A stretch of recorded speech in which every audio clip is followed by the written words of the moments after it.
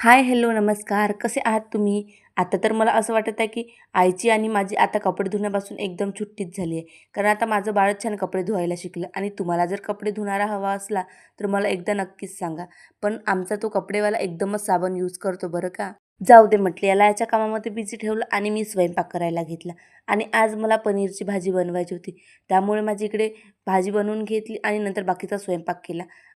आणि इकडे येऊन बघते तर काय आईंनी पूर्ण कैरी किसून घेतल्या आणि माझ्या सासूबाईंचं असं आहे की उन्हाळ्यामध्ये प्रत्येक प्रकारचं त्यांना लोणचं बनवायचं असते आणि आज तर त्यांनी किसलेल्या कैरीचं लोणचं बनवलं आणि ते पण एकदम छान. नंतर मी पण माझे किचनचे पटापट कामं आवरले आणि छान रेडी झाली कारण आमच्या हिंगणीमध्ये स्थळ सुभेदारवाडी इथे श्री संत गजानन महाराजांचे भव्य असे मंदिर बनणार आहे. आणि आमच्या हिंगणीचे सौभाग्य आणि महाराजांचा आमच्यावरचा आशीर्वाद आणि सर्वांनी केलेले प्रयत्न यामुळेच या कामाला यश मिळाले आणि आज इथे शांतीपूजन आणि होमयज्ञ पण होतं.